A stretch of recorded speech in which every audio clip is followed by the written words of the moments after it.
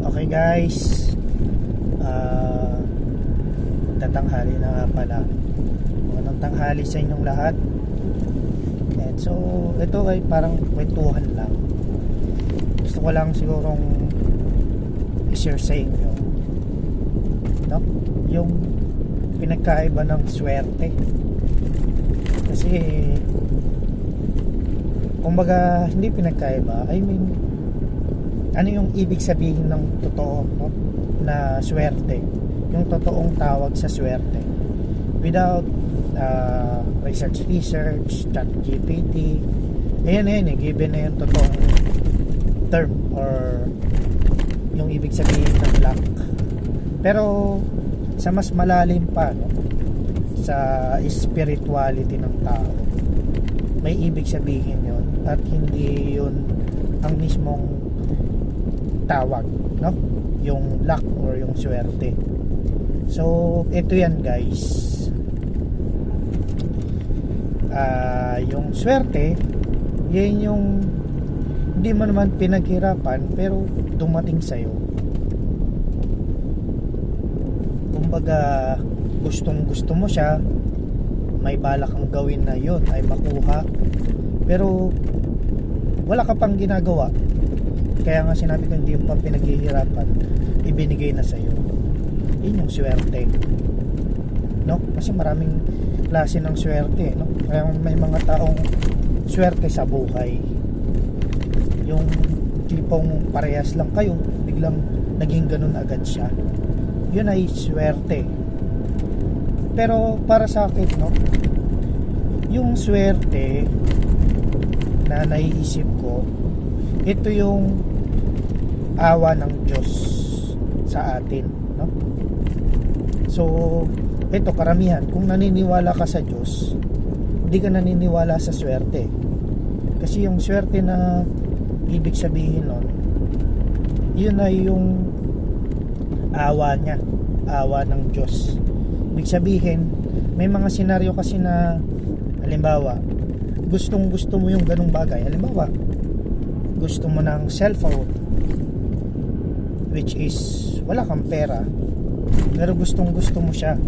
Nagsisikap ka araw-araw, nagtatrabaho ka para makaipon ka kahit pa konti-konti, pero hindi mo siya makuha dahil nga mahal, dahil nga yung pera mo ay pang capacity mo is maliit lang talaga, pang araw-araw mo lang na pagkain, pero gustong gusto mong magkaroon ng cellphone, no? Yun yung gusto mong makuha. So paano nga ba papasok yung swerte, no?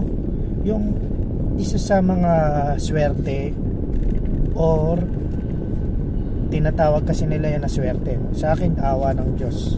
So yung isa sa awa ng Diyos, nagtatrabaho ka, halimbawa, ito yung isang senaryo, nagtatrabaho ka halimbawa sa isang, kahit saan, basta may nagtatrabaho ka, employed ka, and then matagal ka na rin, siguro mga ilang taon ka na, taon-taon meron kayong Christmas party, no? So sa Christmas party, meron kayong mga raffle, yan. So syempre ikaw, kasali ka doon dahil nagtatrabaho ka sa kanila, no? Bigla ang kang tinawag, ibinigay sa'yo, nakuha mo yung cellphone. So syempre, sasabihin ng mga tao sa'yo, swerte mo naman, no? Syempre kung ikaw mas naniniwala ka sa Diyos, ang tingin mo doon, awa yun ng Diyos, ibinigay niya na para sa'yo, no? Para yung pinag-iipunan mo sa ibang bagay na lang, hindi na yun para gastusin pa yun doon. So sa tingin mo, swerte yun? Swerte yung tawag, pero yun ay awa ng Diyos. So marami pang form of swerte or awa ng Diyos, no? So katulad ng mga biglang yumaman, no? Halimbawa, isa siyang pulubi, may tsura siya, nagkataon lang na napariwara, yan, no? Napariwara, nasira ang buhay, so nagutom, pero dati naman siya na nasa Diyos talaga siya, no? nagkataon lang na masyado siya, halimbawa masyado siyang mabait, masyado siyang inabuso ng mga paligid sa kanya, hanggang nasiro siya, nagdown siya, no? Pero dati na siyang mabait, nagtitiwala siya sa Diyos, no? So nangyari, yan, naging palaboy siya o nasiraan siya ng bait. Pero yung swerte niya sa buhay, may makikilala siyang mataas na tao. Halimbawa, gusto siyang pasikatin dahil may tsura nga siya. So hindi yun basta-basta swerte lang, no? Awa yun ng Diyos, dahil isa ka niyang tagapagsunod, ibibigay niya sa iyo yung nararapat. So maraming ganon. Merong mayor na ngayon na nag-isang artista dati na isa lang siyang nagbabasura, kwento niya rin, no? Yun yung kwento na tingin ko swerte ang tawag nila, pero awa yun ng Diyos, kasi hanggang ngayon sinasabi niya pa rin yung Diyos, no? God first, yun lagi ang no. So tayo na mga anak ng Diyos,